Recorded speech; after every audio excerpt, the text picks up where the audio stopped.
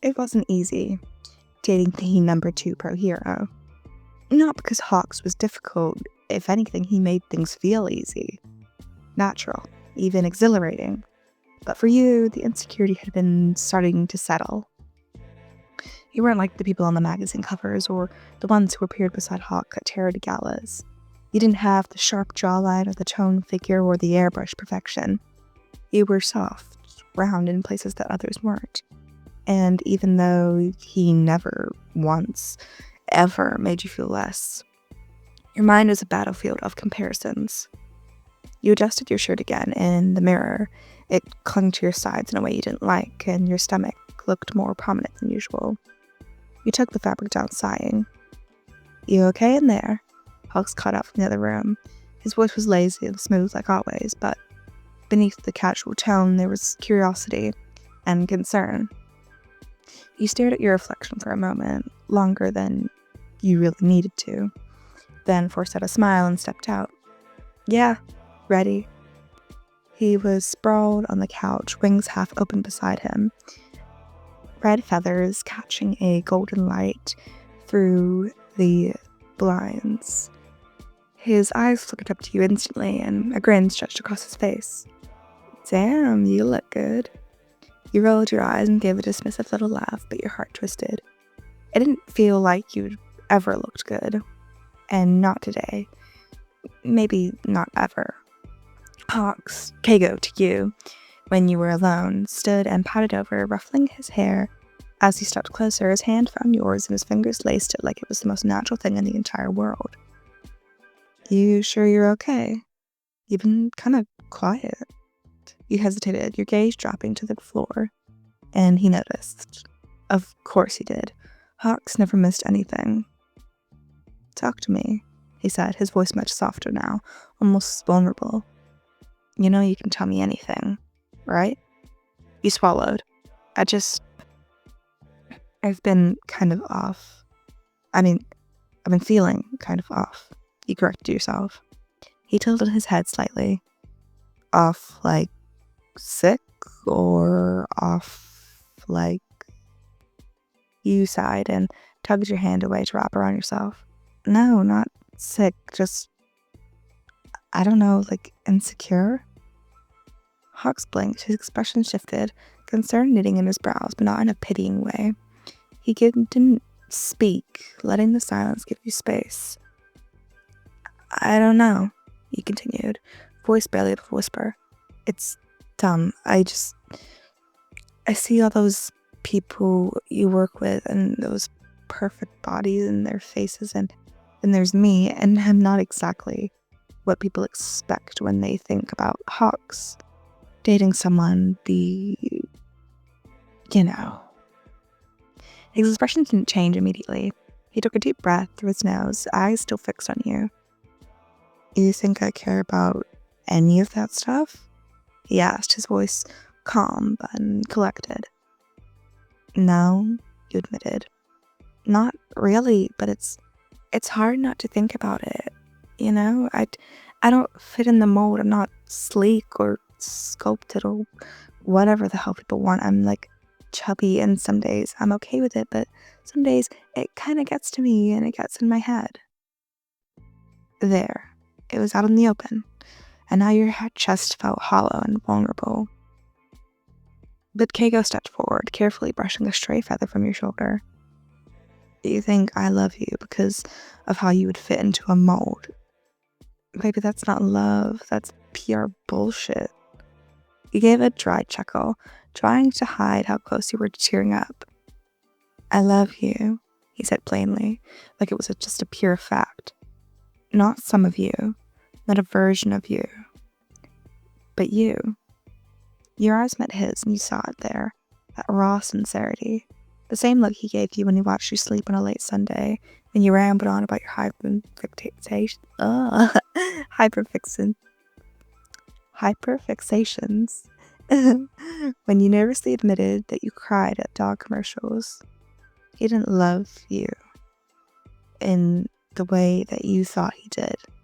He loved you even in the moments you didn't love yourself. You're soft in all the right places. he said, leaning in slightly. Physically, emotionally, spiritually, I could bury myself in you and never come out, and that's not even a metaphor. You snorted, your eyes watering. You're ridiculous. Maybe, he said with a shrug. But I'm also honest, and you need to hear this. He took your hand and pulled you forward. Your head was resting against his chest, and there was a steady beat of his heart thudding against your ear. You're beautiful, he murmured into your hair, and I don't want to waste another second of you comparing yourself to some fake airbrushed fantasy. Because you're real, dude, and you're here, and you're everything I never knew I wanted. You stood there in silence, his arms out around you, his wings curling forward like a protective shield. For the first time in days, you let yourself melt into it. Let yourself believe it might actually be okay. Not to be okay. Sometimes, because Hawks, Keiko, would always pull you back from the edge. Can I ask you something? He said, tilting his head. Always, you responded. He looked at you fully. I notice everything about you. And I mean everything. The way your nose scrunches when you're reading a text, and the exact rhythm you hum when you're cooking, and how you pull up your sleeves or your hands when you're shy. He pulled back enough to look you in the eye, and I love every bit of it, even the parts that you might hate.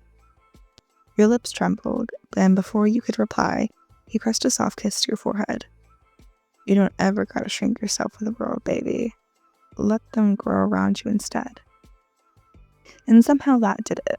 The pressure in your chest broke, and you wrapped your arms around him tightly, burying your face into his shoulder and letting yourself feel, really feel, that maybe you were worthy of love, just as you were. He held you close, wings fluttering faintly and whispering one final thing into your ear that made your heart soar. Chubby or not, you've got more heart and more fire, more beauty than I've ever seen in any model, and I'd choose you in every universe. A week had passed since you'd actually opened up about Hawks to your insecurities. And since then, something had shifted. Not between the two of you, your connection always stayed solid, but in the way that he moved around you, subtle yet intentional. His hand lingered on your waist longer, and he kissed your shoulder longer. And when you were wearing something that you once deemed, quote, unflattering, he didn't flood you with compliments or try to fix anything. He just simply stayed present and grounded, making room for you to feel safe in your own skin. Still, the little voice in your head hadn't exactly gone fully silent. When did it ever? But today was one of those days.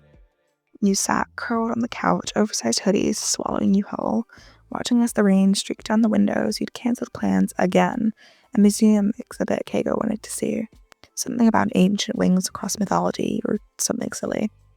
He hadn't pushed you when you said you weren't feeling great, but you caught the flicker of disappointment in his eye. And now you sat there, guilt gnawing at your ribs like hunger, until the front door clicked. You didn't turn around. Maybe if you stayed still, he'd think you were still asleep. But let's be real, he didn't fall for tricks. Hey, he said, voiced gently, as he stepped into the room. His voice was soft, softer than usual, just warm. No teasing tilt or sarcasm. Hey, you mumbled, not really looking at him. The couch dipped beside you a moment later, his wings rustling as he got comfortable. You felt him studying you. I brought dinner, he said after a pause. Your favorite ramen place, and I made them add that weird egg you like. You managed a quiet laugh. You think that'll fix me? You asked. No, he said. I think it'll comfort you. There's the difference. When you finally looked at him, his golden eyes searched your face, but his expression was unreadable, but soft. Sorry I bailed today, you said, fingers curling into your hoodie sleeves. Don't apologize for taking care of yourself. I didn't really take care of myself, you admitted. I just, hid away like I always do when I feel like this. He looked at you for a second. He was quiet for just a moment. You know, he said slowly, for someone who's usually the smartest person in the whole room, you're being real dumb when it comes to yourself. You blinked at him a little bit caught off guard. And I mean that with love, he added, quickly, grinning, but seriously. He cleared his throat for dramatics, making you roll your eyes. Why are you acting like hiding is a weakness? Do you know how many times I've flown off just to avoid dealing with crap I didn't want to face? I once spent 3 hours circling the city to avoid press conferences. I called it aerial surveillance on the paperwork. He laughed, really laughed, and he lit up like the sun. There it is, he murmured. I still feel like crap, you admitted. I know, he replied. That's okay, you're allowed to feel like crap. I just didn't want you to feel like crap alone. You stared at him. How do you know that? You sighed, looking at him. How in the hell do you just know how to make me feel like I'm not broken? Because you're not, he said simply. You're human, and you're a damn good one if I could vouch. You hesitated. Do you ever wish I looked different? That I fit the public image a little bit better? His brows furrowed so hard that it looked like it hurt. Do you wish I was a stocky accountant with no wings and a buzz cut? You laughed again, choking on it. God, no. Exactly. I'm not with you for how you fit in. I'm with you because you're you, and frankly, your thighs are criminally underrated. If I had my way, I'd spend half my days lying there. You snorted. Oh, you're so full of it. Dead serious, he said. Like, I've thought about buying a body pillow with your shape just for, patrol naps. Peak comfort, you know? He reached down gently and placed a hand on your knee. Look. I know I can't silence the voices in your head, and I've got my own demons, but I can promise you this. I'm not going anywhere, and I will always remind you of how worthy and how hot you are until you start to believe it. Your throat tightened. Really? He leaned in, resting his forehead against yours. Even if you turned into a swamp creature who only wore bathrobes and screamed at birds, I'd still show up every day with takeout and a feather duster. You burst into giggles, and he grinned in triumph. There's my baby, he whispered, and he sat there for a while, forehead to forehead, breath mingling, and the storm outside deepened, but the moment inside was wrapped in warmth and feathers, and finally, you felt secure.